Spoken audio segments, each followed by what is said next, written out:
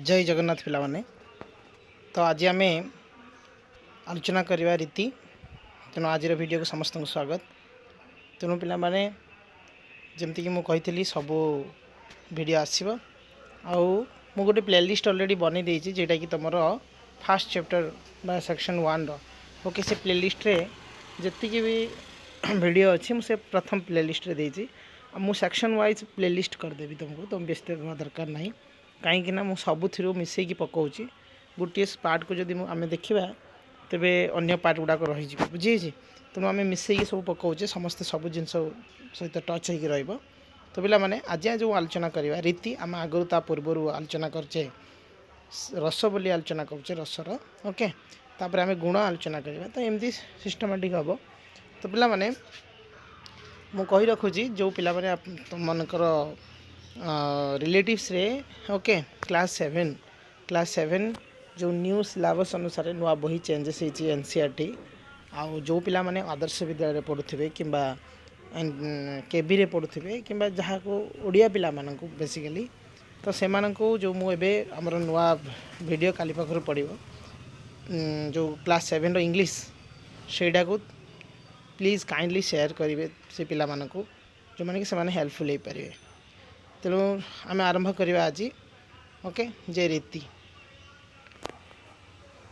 प्राच्य काव्य तत्वविद मतरे रीति काव्यर एक प्रधान अवलंबन से संस्कृत साहित्य ख्यातनाम अलंकारिक आचार्य बामन ओके तांकर है तो भल कि मन रखा आलंकारिक आचार्य के बामन तांकर काव्यालंकार सूत्र कहते रीतिरात्मा काव्यस्य अर्थात रीति हूँ काव्यर आत्मा।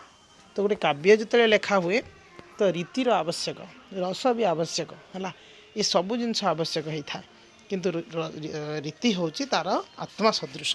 तेणु साधारणतः कवि माने काव्यशास्त्र प्रणयन कला बेले गतानुगतिक शब्द भंडार केतेक शब्द संग्रह करथिले। यह शब्द गुंफन काल व्यक्ति व्यक्ति मध्य स्वतंत्रता परिलक्षित होता। तेणु कवि माने कौन एक निर्दिष्ट वर्णना को प्रकाश करने समय आपणार इच्छानुसार लेखार चमत्कारिता विभिन्न शैली मार्ग में परिचालित होते। तो पिला माने जेमिति कि आम जिते गोटे आम कि लेखु बा कि ये करूँ ताको आम जिते तुम पे कविता लेख कि गीत लेख से आम कौन करूँ ना शब्द को सरस सुंदर करने आम विभिन्न अलंकार व्यवहार करूँ विभिन्न छंद व्यवहार करूँ नुह विभिन्न जगार आम जतिपात नौ जमीक कि गीतटी सुमधुर ठीक सेमती जिते काव्य आम रचना करुचु से रसर आवश्यकता जी रही ठीक रीतिर आवश्यकता ताठारु अधिक रही ओके। तेणु तार विभिन्न चमत्कारिता विभिन्न शैली विघर मार्ग हिसाब से आम परिचालना करता। तेणु पिला माने कवि मानकर यही प्रकार प्रकाश भंगी को संस्कृत साहित्य मार्ग बा रीति बोली कहा जाए बुझे। तो कवि माने जिते ये काव्य रचना करती संस्कृत साहित्य ताको आम कौन कहू ना रीति बोली कहू बा मार्ग बोली ताको नामकरण करा जायछि बुझे। क्वेश्चन जदि आसे जे रीति को है आमर संस्कृत भाषा आउ कौन कह जाए ना मार्ग बोली भी कह जाई थाए। तो रीति संप्रदायर प्रवक्ता होउछंती बामन है। तेणु पिला माने जो रीतिर मुख्य है रचयिता बा रीतिर मुख्य जे अच्छी सी होउछंती बामन ओके। से रीतिवादर प्रचार और प्रसार तांको काव्यालंकार सूत्र कर जाइछंती है। तो रीतिर प्रचार प्रसार किए करछंती ना के बामन। तेणु नाट्याचार्य भरत मुनि रीति संबंध में विशेष सूचना देना सत मात्र 10 गुण भितर जहाँ प्रकाश कर रीतिर स्पष्ट सूचना मिले। आलंकारिक बामन दंडी और भरत मुनि यही भावना को स्वीकार करिसेंती। पुणी विश्वनाथ कविराज तांको साहित्य दर्पण में कहिसेंती ना रीति अवयव संस्थान विशेष मानव शरीर अवयव मानकर यथास्थान रे संजोग भली काव्य शरीर ओके पद मानकर यथार्थ गुंफन होउछि रीति। मनुष्य शरीर में अवयव गुड़िक संशोजित होइले मनुष्य रमणीय शोभा वृद्धि करिथाए। सेहीपरि काव्यर सौंदर्य लालित्य निर्भर करे रीति बा शैली उपर बुझे। तो जोटे काव्य तुम रचना करुला बेले तुम जो कौन बही लिख काव्य है तो से आमको कौन दरकार हम ना रीति रस गुण ये सब जिनस दरकार हम है। रीति साधारणतः आंचलिकता और भौगोलिक भूखंड को नहीं नामांकित होता जनाए। कारण ख्रीष्टीय सप्तदश शताब्दी बेलू भारत 4 गोटी अंचल यथा पूर्व पश्चिम उत्तर और दक्षिण में 4टी रचना रीति प्रचलित थिला बोली बाणभट्ट हर्षचरित वर्णना कर दंडी ଆପଣାର କାବ୍ୟାଦର୍ଶରେ ବୈଦର୍ଭୀ ଓ ଗୌଡ଼ୀ ରୀତି ନାମୋଲ୍ଲେଖ କରି ବୈଦର୍ଭୀ ରୀତିପୂର୍ଣ୍ଣ କାବ୍ୟରେ ସମସ୍ତ ଗୁଣ ଥିବାରୁ ତାହାକୁ ସତ୍ ଓ ଉତ୍ତମ କାବ୍ୟ ଓ ଗୌଡ଼ୀ କାବ୍ୟରେ କୌଣସି ଗୁଣ ନଥିବାରୁ ତାକୁ ମଧ୍ୟମ କାବ୍ୟ ବୋଲି ବି କହିଛନ୍ତି ହେଲା। ତେଣୁ ଏ ଯେଉଁ ଦଣ୍ଡୀଙ୍କ ହେଲା ଦଣ୍ଡୀଙ୍କ ମତାନୁସାରେ ରୀତି ଓ ଗୁଣର ସମ୍ପର୍କ ନିବିଡ଼ ଆମେ ପଢ଼ିବା ଗୁଣ ଆଗକୁ ପଢ଼ିବା ହେଲା। ତେଣୁ କାହାଙ୍କ ମତରେ ଏମକା ସମ୍ପର୍କ ନିବିଡ଼ ଅଛି ନା ଦଣ୍ଡୀଙ୍କ ହିସାବରେ। ସେଇଥିପାଇଁ ତାଙ୍କ କାବ୍ୟଦର୍ଶରେ 10 ପ୍ରକାର ଗୁଣକୁ ସ୍ୱୀକାର କରିଛନ୍ତି। ତ ବାମନ ରୀତିକୁ ବୈଦର୍ଭୀ ଗୌଡ଼ୀ ଓ ପାଞ୍ଚାଳୀ ଏହି 3 ଭାଗରେ ବିଭକ୍ତ କରିଛନ୍ତି। ତ ପିଲାମାନେ ଆମର ଯେଉଁ ରୀତିକୁ ଏଠି 3 ଭାଗରେ କରିଛନ୍ତି କିନ୍ତୁ ଆମେ 4 ଭାଗରେ ଦେଖିବା। ତ ବୈଦର୍ଭୀ ରୀତିକୁ ଶ୍ରେଷ୍ଠ ଭାବେ ଗ୍ରହଣ କରି ନେଇଛନ୍ତି କିନ୍ତୁ ଅଳଙ୍କାରକ ରୁଦ୍ରଟ ବାମନଙ୍କ ପ୍ରଚଳିତ ବୈଦର୍ଭୀ ଗୌଡ଼ୀ ପାଞ୍ଚାଳୀ ରୀତି ସହିତ ଲାଟି ନାମକ ଅନ୍ୟ ରୀତିକୁ ସ୍ୱୀକାର କରିଛନ୍ତି ହେଲା। କିନ୍ତୁ ଆଳଙ୍କରିକ ରୁଦ୍ରଟ ବାମନ ହେଲା। ତେଣୁ ବାମନ କିନ୍ତୁ କ'ଣ କହିଛନ୍ତି ତାଙ୍କ ପ୍ରଚଳିତ ବୈଦର୍ଭୀ ଗୌଡ଼ୀ ପାଞ୍ଚାଳୀ ରୀତି ସହ ଲାଟି ନାମକ ଅନ୍ୟ ଏକ ରୀତିକୁ ସ୍ୱୀକାର କରିଛନ୍ତି। ତେଣୁ ଆମର କେତେ ପ୍ରକାର ହେଲା 4ଟି ହେଲା। ତ ଧ୍ୱନିବିତ୍ ଆନନ୍ଦ ବର୍ଦ୍ଧନ ଓ ଅଭିନବ ଗୁପ୍ତ ଏ 3 ଜଣ ବି ରୀତି ମାନେ ରୀତି କାବ୍ୟର ହେଉଛି ମାନେ ଏମାନେ ବି ମାନେ ସପୋର୍ଟର ହେଲା। ତ ରୀତିକୁ କାବ୍ୟ ବାହ୍ୟ ସୌନ୍ଦର୍ଯ୍ୟ ଭାବେ ଗ୍ରହଣ କରିଛନ୍ତି ମାତ୍ର ଆଚାର୍ଯ୍ୟ କୁନ୍ତକଙ୍କ ମତରେ ହେଲା। କିନ୍ତୁ କୁନ୍ତକ କ'ଣ କହିଛନ୍ତି ତାହା ଉତ୍ତମ ରୀତି ତାହା କାବ୍ୟ ରଚନା କ୍ଷେତ୍ରରେ ଗ୍ରହଣୀୟ ମାତ୍ର ଯାହା ଉତ୍ତମ ହେଲା ମାତ୍ର ଯାହା ଉତ୍ତମ ନୁହେଁ ତାହା ସର୍ବଦା ପରିତ୍ୟଜ୍ୟ ହେଲା। ତେଣୁ ଅଳଙ୍କାରିକ ଭୋଜ ଉପଭୋକ୍ତା 4ଟି ରୀତି ସହ ମାଗଧୀ ଅବନ୍ତିକା ରୀତି ନାମକ ଅନ୍ୟ 2ଟି ନୂତନ ରୀତିକୁ ସ୍ୱୀକାର କରିଛନ୍ତି। ତାମାନେ ଆମେ ତ 4ଟି ଆମର ବାମନ କ'ଣ କହିଥିଲେ 4ଟା ରୀତି କହିଥିଲେ କିନ୍ତୁ ସେ 4ଟା ବ୍ୟତୀତ এই ମାଗଧୀ ଆଉ ଅବନ୍ତିକା ରୀତି ନାମକ ଅନ୍ୟ 2ଟି ରୀତିକୁ ସେ ସ୍ୱୀକାର ବି ମଧ୍ୟ କରିଛନ୍ତି ମାତ୍ର ଏହି ରୀତି 2ଟି ଅସମ୍ପୂର୍ଣ୍ଣ ଓ ଦୋଷପୂର୍ଣ୍ଣ ଅଟେ ହେଲା। ସାହିତ୍ୟ ଦର୍ପଣ ବିଶ୍ୱନାଥ କବିରାଜ ବୈଦେହୀ ଗୌଡ଼ୀ ପାଞ୍ଚାଳୀ ଲାଟି ନାମକ 4ଟି ରୀତିକୁ ତାଙ୍କ ଗ୍ରନ୍ଥରେ ସ୍ୱୀକାର କରିଛନ୍ତି ହେଲା। ପ୍ରତ୍ୟେକ ହେଲା ତ ପ୍ରତ୍ୟେକ ପ୍ରକାର ରୀତି ସ୍ୱରୂପ ଜାଣିବା ପାଇଁ ଗୁଣ ସମ୍ବନ୍ଧରେ ଉତ୍ତମ ଜ୍ଞାନ ଥିବା ଦରକାର କାରଣ ରୀତି ହେଉଛି ଗୁଣାଶ୍ରୟୀ ଓ ବିଶ୍ୱ ପ୍ରାଞ୍ଜଳ ବିଶ୍ଳେଷଣ ହୋଇ କେତେ ଗୋଟି ରୀତି ସମ୍ପର୍କରେ ଆଲୋଚନା କରାଯାଇପାରେ। ତ ପିଲାମାନେ ୟାକୁ ଆମେ ଜାଣିବା ଆମେ ଏଇସବୁ ବିଭିନ୍ନ ରୀତିକୁ ଜାଣିବା ପୂର୍ବରୁ ମୁଁ ଆଉ ଗୋଟେ ଜିନିଷ ତୁମକୁ କହିବା ପାଇଁ ଚାହୁଁଛି ଯେ ଏଠି ଆଉ ଟିକେ ଦେଖ କ'ଣ ଅଛି ଏଠି ଯେ ଏ ହେଉଛି ଦେଖ ପ୍ରାଚ୍ୟ ସାହିତ୍ୟରେ ଆମେ ଆକ୍ଚୁଆଲି ରସ ରୀତି ଧ୍ୱନି ଗୁଣ ଐଚିତ୍ୟ ବିକୃତି 6 ପ୍ରକାରର ଆଳଙ୍କାରିକ ଦେଖାଯାଏ ନୁହେଁ। ତ ଯେତେବେଳେ ଆମେ କୌଣସି କାବ୍ୟ କରୁ ଏଇ ପ୍ରକାର 6 ପ୍ରକାର ଆଳଙ୍କାରିକ ଜିନିଷ ଆମେ ସେଥିରେ ଯଦି ରଖିପାରିବା ତେବେ ଆମ ମାନେ କାବ୍ୟଟା ବହୁତ ସୁନ୍ଦର ଆକର୍ଷଣୀୟ ଲାଗିବ ନୁହଁ ରମଣୀୟ ଲାଗିବ। ତେଣୁ ଆଳଙ୍କାରିକମାନଙ୍କ ମଧ୍ୟରେ ରୀତିବାଦର ଅନେକ ସମର୍ଥକ ଅଛନ୍ତି। କେତେକ କହନ୍ତି ରମଣୀୟାର୍ଥ ବା ପ୍ରତିବାଦକ ବାକ୍ୟଙ୍କାବଂ। ତ ଏହା ପୁଣି ବିଶେଷ ରଚନା ପଦ୍ଧତି ଦ୍ୱାରା ସମ୍ଭବ ହୋଇଥାଏ। କବି ହୃଦୟ ଶ୍ରୁତିକୁ ରମଣୀୟ ଭାବେ ପ୍ରକାଶ କରିବାର ଭାବନାକୁ ରୀତି ବୋଲି କହିଛନ୍ତି। ତେଣୁ କବିମାନଙ୍କର ପ୍ରକାଶ ଭଙ୍ଗୀ ରୀତିରେ ଭିନ୍ନ ଭିନ୍ନ ସ୍ୱାଭାବିକ। ତେଣୁ ଆଚାର୍ଯ୍ୟ ରୀତି ଏଇଠି ଦେଇଛି ଦେଖ ପିଲାମାନେ ପ୍ରବୃତ୍ତି ଶବ୍ଦଟିକୁ ହେଲା ଏ ଯେଉଁ ଭରତ ହେଲା ପ୍ରଣୀତ ନାଟ୍ୟଶାସ୍ତ୍ରର ରୀତି କେତେ ପ୍ରକାର ସେ କହିଛନ୍ତି 4 ପ୍ରକାର। ଗୋଟେ ଅବନ୍ତୀ ରୀତି ବା ପଶ୍ଚିମାଞ୍ଚଳର ଦାକ୍ଷିଣାଞ୍ଚଳ ରୀତି ଓଡ୍ର ମାଗଧୀର ପୂର୍ବାଞ୍ଚଳ ଓ ପାଞ୍ଚାଳୀ ରୀତି ମଧ୍ୟ ଭାରତରେ ସିଏ ବି ଲେଖିଛନ୍ତି। ତ ଭରତମୁନି ତାଙ୍କ ନାଟ୍ୟଶାସ୍ତ୍ରରେ କ'ଣ ଚତୁର୍ବିଧା ମୁଁ ସେଥିରେ ଆଲୋଚନା କରୁନା 4ଟା ରୀତି କହିଛନ୍ତି। ଚତୁର୍ବିଧା ପ୍ରକୃତିଶ୍ଚ ପ୍ରାପ୍ତ ନାଟ୍ୟ ପ୍ରୟାଗତ ହେଲା। ନାଟ୍ୟ ଯେତେବେଳେ ପ୍ରୟୋଗ ହେବ ନାଟ୍ୟରେ ତ ଏଇ 4ଟି ରୀତି ରହିବା ଦରକାର। ଅବନ୍ତା ଦକ୍ଷିଣାତ୍ୟ ପାଞ୍ଚାଳୀ ଓଡ୍ର ମାଗଧୀ ହେଲା। ତାମାନେ କ'ଣ ଅବନ୍ତା ହେଲା ପାଞ୍ଚାଳୀ ଓଡ୍ର ଆଉ ମାଗଧୀ ବୁଝିଯାଇଛି। ଦକ୍ଷିଣାତ୍ୟରେ ଅବନ୍ତା ପାଞ୍ଚାଳୀ ଓଡ୍ର ଓ ମାଗଧୀ ଏଇ 4ଟି ହେଉଛି ରୀତି। ତେଣୁ ଏ 4 ପ୍ରକାର ରୀତି ଭିତରେ ପଶ୍ଚିମାଞ୍ଚଳ ପ୍ରଚଳିତ ହେଲା ଅବନ୍ତୀ ରୀତି ଅର୍ଥ ପ୍ରଧାନ ଦକ୍ଷିଣାଞ୍ଚଳରେ ଦାକ୍ଷିଣାତ୍ୟ ରୀତି ଉତ୍ପ୍ରେକ୍ଷା ପ୍ରଧାନ ଅର୍ଥାଳଙ୍କାର ପ୍ରଧାନ ପୂର୍ବାଞ୍ଚଳରେ ଓଡ୍ର ମାଗଧୀ ରୀତି ଅକ୍ଷରାଡ଼ମ୍ବର ଶବ୍ଦ ପ୍ରଧାନ ତଥା ଉତ୍ତରାଞ୍ଚଳରେ ଶ୍ଳେଷ ବହୁଳ ରୀତି ପରିଲକ୍ଷିତ। ତେଣୁ ସଂସ୍କୃତ କବି ବାଣଭଟ୍ଟ ଯଥାର୍ଥରେ ତାଙ୍କ ହର୍ଷ ଚରିତ୍ରରେ ଉଲ୍ଲେଖ କ'ଣ କରିଛନ୍ତି ନା ଶେଷ ପ୍ରାୟମ ଦିଚକ୍ଷୁ ପ୍ରତି ଚାନ୍ମେଥ୍ୟ ମାତ୍ରକମ୍ ଉତ୍ପ୍ରେକ୍ଷା ଦକ୍ଷିଣତେଷୁ ଗୌଡ଼େଶ୍ୱର ଡମ୍ବରୀ। ସମସ୍ତ ପ୍ରକାର କାବ୍ୟଦର୍ଶକୁ ଗ୍ରହଣ କରି କାବ୍ୟ ରଚିତ ହେଲେ କାବ୍ୟଦର୍ଶ କାବ୍ୟ ରମଣୀୟ ହୋଇଥାଏ ବୋଲି ଆଚାର୍ଯ୍ୟ ଭରତମୁନି ଧର୍ମରେ କହିଛନ୍ତି। ତେଣୁ ଏଠି କହିଛି ଆଳଙ୍କାରିକ ହେଲା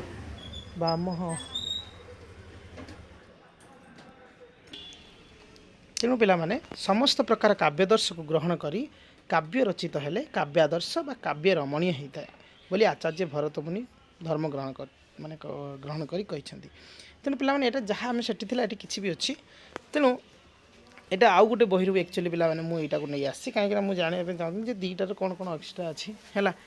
तेणु आम देखिलु गोटे जिनस पाइलु से तेणु अलंकारिक बाम है काव्यशास्त्र काव्यालंकार है तो रीतिवाद संपर्क स्पष्ट कर भरत मुनि चारि प्रकार रीति संपर्क परवर्ती काल में कहुई आ विदर्भ अंचल ललित मधुर है देख यथा विदर्भ अंचल ललित मधुर पद और शब्द योजना को वैदर्भ रीति और गौड़ अंचल अलंकार प्रवणता को शब्दाडंबर शैली गोड़ीय रीति प्रचलित है तो पिला माने एठी मु गोटे मुझे यार अलरेडी क्वेश्चन मु रेडी कर देछि तो क्वेश्चन पर आसीज ओके व्यस्त हवा दरकार नहीं क्यों प्रकार क्वेश्चन आस कहीदेवी है तो गौड़ अंचल अलंकार प्रवणता को शब्दाडंबर शैली को नहीं कौ रीति प्रचलित ना गौड़ीय रीति प्रचलित मन रखिए या गोटे क्वेश्चन अच्छी है से विशिष्ट पद रचना रीति बोली कहते सेहीपरि संस्कृत में कहुई रियते ज्ञायरे गुण आय कौन अनयो इति रीति डॉक्टर बेणीमाधव पाढ़ी भी सेमती कहते लेट आम देखा आम कौन कौन रीति अच्छी से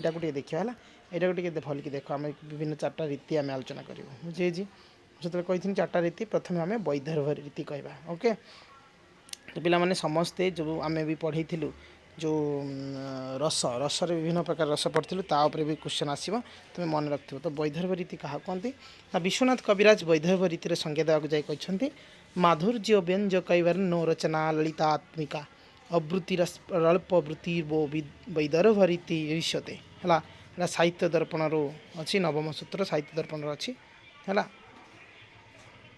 तेणु तो यार अर्थ होची माधुर्य गुण ओके माधुर्य गुण प्रकाश करुवा वर्ण द्वारा स्वल्प समासयुक्त समासहीन ललित रचना को वैदर्भ रीति कहती है तेरे पिला माने क्वेश्चन जदि आसे जे समासयुक्त समासहीन ललित रचना को कौन कहती ना वैदर्भ रीति कहती बुझीगला उदाहरण स्वरूप देख पिला माने से देइछि कौन ना अलक्षण देखु पुरवासींकर है देख पिला माने एठी इयो अछि एठी भी इयो अछि बुझी तो यही मैच करिया दरकार बुझी ना नहीं तेणु गोटे गीत जो कविता जो लेखा हुए है तार माधुर्य रहा दरकार तार गुण रहा दरकार तार रीति रहा दरकार रस रहा दरकार बुझे तेणु से कौन कही अलक्षण देखु पुरवासींकर है पुरवासींकर जो अलक्षण देखा जाऊँगी हृदय सदा सभय तेणु एते दिने अबा राजांकर है पूर्व तपोबल क्षय बुझे तेणु ये जो सभय आउ क्षय यहाँ आमको जो आम गीत भी लेखा हुए से भाई लेखा हुए ना तो यही भाया सिस्टम को आम कौन कहूँ माने यही भाया रचना को आम कौन कहूँ ना वैदर्भ रीति या बुझे तेणु पिला माने एठी भी सेमती है देख ई है ये पार्वती राधानाथ भी लिखिं तो विशेषकर करुण श्रृंगार और शांत रस है वैदर्भ रीति प्रযোज्य बुझे आम श्रृंगार रस पढ़ी आगु करुण रस ये सब जिनस है गोटे गीतटा को आम गीत को आम देखने जानी हे पिला माने गीत जो रचना होना से आम देखिपर ये गोटे ममता वात्सल्य नहीं कि तैयारी होती गोटे दुखपूर्ण लेखाई नुह आम दुख गीत बेले बेले आम मन किसी दुख है दुख गीत शुणु जो भल लगे तो आम टे एंटरटेनमेंट करूँ नुह तो ये प्रकार जिनस आम देखा पाओ तो पिला माने गौड़ी एवं देखिए गौड़ी रीति कौन है तो विश्वनाथ कविराज ये सब विश्वनाथ कविराज मतरे कहुई ओके तो विश्वनाथ कविराज मतरे अजो प्रकाश कौवर्ण बंध आडंबर पुनः समास बहुला गौड़ी है तो गौड़ी नाम से कहते से साहित्य दर्पण अच्छी कौन यार अर्थ हूँ कौन पिला माने गुण प्रकाश करुवा कठिन वर्ण सहित समासर बहुल व्यवहार को गौड़ रीति कहती आउ थे शुण भल कि ना गुण प्रकाश ओजो गुण प्रकाश करुवा ओजो गुण है तो से जो गुण प्रकाश करुच्ची जदि सहीटा को आम कौन कहवा कठिन वर्ण सहित समासर बहुल व्यवहार को आम गौड़ी रीति कहती उदाहरण स्वरूप आम देखिपर जे हिमाद्री निश्चंदिनीर प्रवाहे प्लावित शार्दूल सेवित प्रांशु तृण बनाकुल पौंड्र देशु आसुअछि बाक्षी दुर्गवासी रणरुष अनिकिनी अनिर्वती रणे रिपु बर छिन्नकारी बरछि धारिणी तो ये महारात्रा उठाई राधानाथंकर है तो ये कौ गुण देखा मिलूँ बा कौ रीति ना गौड़ रीति देखा मिलूँ कहीं ओज गुण सामिल अच्छी बुझे तो विभिन्न गुण ए भरपूर होकर रही तेणु देखा पिला माने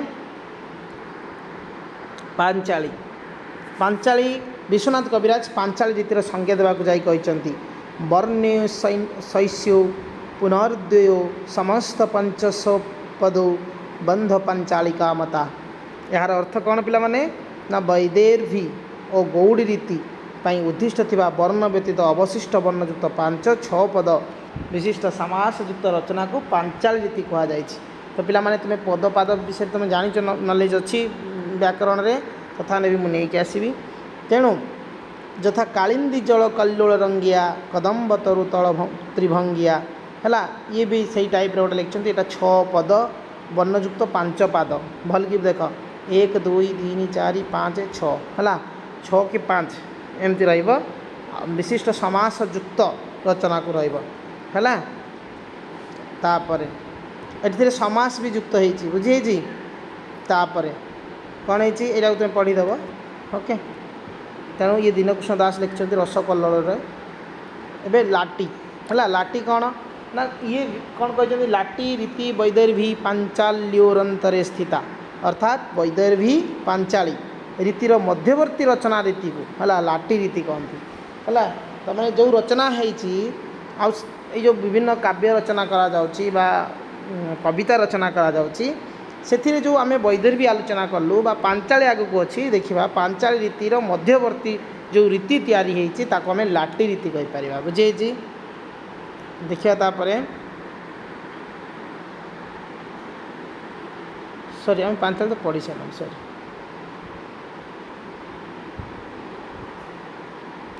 लास्ट रे आम देखा तार शेष कथा कौन अच्छी उपरोक्त भाव अलंकार शास्त्र रीतिर संज्ञा और स्वरूप विभागीकरण करा जाइछि।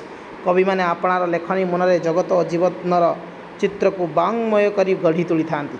यही चित्र को अंकन करने बेले से एक स्वतंत्र रीति शैली को पाथेय करिथांती। सेहिथिपाई प्रत्येक कविर रचना रीति भिन्न भिन्न होता है। उदाहरण स्वरूप शुकिला काठ खंडे आगरे पड़ी यही वाक्यटी 2टी रीति प्रकाश करा जाइथिबार दृष्टांत संस्कृत साहित्य अच्छी। जड़े शुष्कं काष्ठं तिष्ठत्यग्रे लिखिला बेले अन्य जड़े नीरस तरुवर पुरोत भाप्ति भाव बोली लिखिं।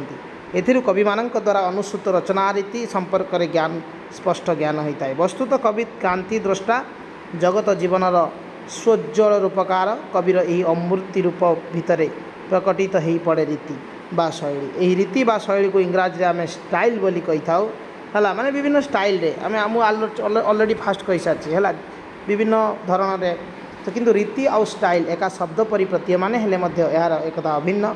रीति हूँ कविर एकांतर व्यक्तिगत है मु कौ रीति तैयारी करी है और आपणार स्रष्टार आंगिक रूप सहित आत्मिक रूप जड़ित एथिरे कविर चिंताधारा व्यक्तित्व सबकिछि हुए रूपायित। सुतरां प्रत्येक कवि अथवा लेखक रचना शैली मध्य पार्थक्य रहा स्वाभाविक बुझे। तुम देखियो तुम एरिया रे विभिन्न प्रकार कवि अच्छा गोटे युव कवि अच्छा विभिन्न प्रकार माने वयोज्येष्ठ माने सार माने अच्छा जो माने कि कवि बहुत बड़ बड़ कविता लिखती है कविता पाठ करती माने ये है तो सेमानक भितर देखियो समस्त समान न था नुह ना पे तो विभिन्न प्रकार विभिन्न भिन्न तांकर आवृत्ति थाए विभिन्न लेखा चालना थाए बुझे तो सुंदर भाव से लिखती है तो सहीटा अनुसार तांकर माने निजस्व लेखा धर जो आम समस्त 4 जन जदि आम लेखक हो बा कवि हो तो आम लेखा निहाती अलग अलग रमान केमती हम बुझे। तेणु हयतो ताकू देखिकी मो तरीकाटा को चेंज करदे मोर डेवलपमेंट करदेमी है मुझे टे अलग टे जिनस तैयारी करें तो ये हूँ आमर हूँ कौन रीतिर स्वभाव बा विभिन्न मध्य यू पार्थक्य आम देखा दिए बुझे। तो आम आज आलोचना करूँ रीति विषय रे है आम नेक्स्ट आलोचना करिया गुण विषय यार जो पीडीएफटा मु आज कि काली पठेदेवी ओके। तो आम टेलीग्राम चैनल समस्ते जॉइन हो जाओ टेलीग्राम चैनल मु विदाउट क्लास वाला भी किसी पीडीएफ पठेबार अच्छी है रेडी करके तुमको मैक्सिमम ताकू लिखिकी पठेमी जो मैंने काली कहते जे खुलू ना तो सेटा कौन मु देखुची गोटे बोधे पठे आउ गोटे अच्छी बाकी से देखुची कौन प्रोब्लेम होती आईटा को मु टेलीग्राम रे पठे दूची ओके। तो मैंने से पढ़ी नोट कर नोट करके ये कर मु यार क्वेश्चन आमर रीति रस सरीगला गुण गुण सरलापर मु यार माने क्वेश्चन नहीं आसमी ओके। आम आलोचना काली करवा गुण ठीक अच्छे। तो समस्त को मैंने रिक्वेस्ट जे समस्ते निहाती एम चैनल को सब्सक्राइब करिवो और कौन शेयर करिवो सांग मानक ओके। थैंक यू जय जगन्नाथ।